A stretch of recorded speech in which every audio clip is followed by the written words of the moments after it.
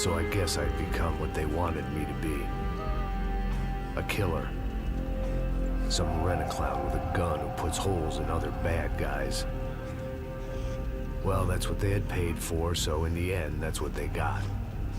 Say what you want about Americans, but we understand capitalism. You buy yourself a product and you get what you pay for. And these chumps had paid for some angry gringo without the sensibilities to know right from wrong. Here I was, about to execute this poor bastard like some dime store angel of death. And I realized they were correct. I wouldn't know right from wrong if one of them was helping the poor and the other was banging my sister.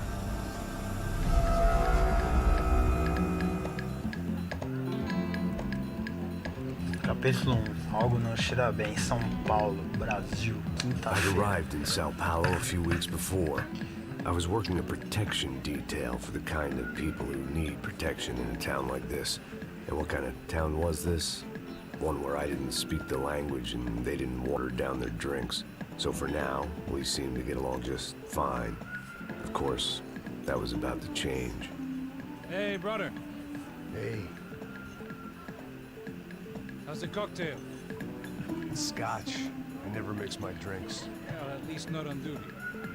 Something like that. Man, that favela is big. Yep. Nothing like the view of extreme poverty to make a penthouse cocktail party really swing. I guess they call it trickle-down economics. That's funny. It's supposed to be a charity thing. Drink and give money. I don't know, something for the kids. Hey, listen, man. We better look lively. This place is a nightmare. They just got cowboys running security downstairs. Something rotten in the air. That didn't mean much. There was always something rotten in the air. The family we were protecting were local celebrities, rich parasites with delusions of humanity. The kind of people who end up in glossy magazines or body bags, depending on how their luck runs. So where are they all? I see Rodrigo over there talking to that guy. Yeah, I don't know him. That guy next to him. He's some kind of cop. I think, I'm not sure. Serious, though. A big-end cop, anti-gang sort of thing. I can't remember his name. So who's this guy? That guy's a plastic surgeon or some kind of surgeon. Tummy tucks and cock implants. Ha! Look at Marcel. Still dances like a fool.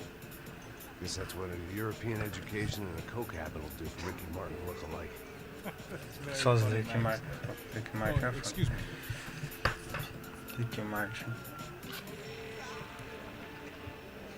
I was mostly working for Rodrigo Branco, a local businessman. Built things, did some charity, had things named after him, won awards, owned things, people.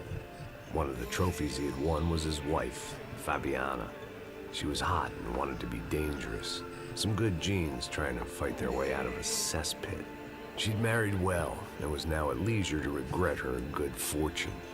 They got along as well as any rich workaholic and his younger airhead wife tend to get along. They mostly ignored each other.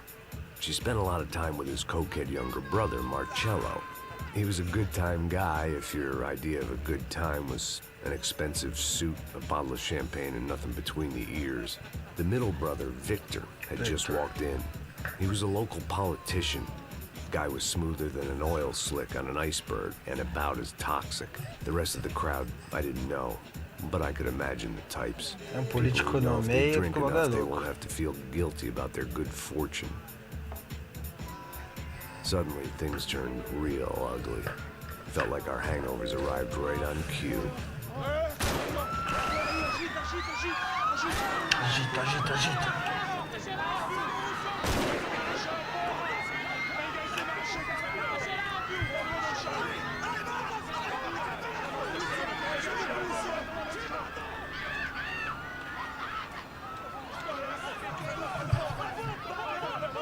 Passos! What the hell was that? I don't know what the fuck that was. Let's go. Things had gone from fine to fucked up in about a second, and now there were two idiots at the wheel.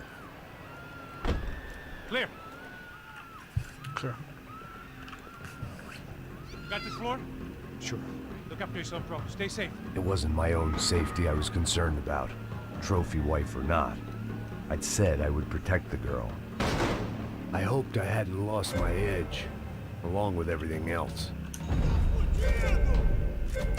It was time to choose, a nasty fall or a bullet to the head.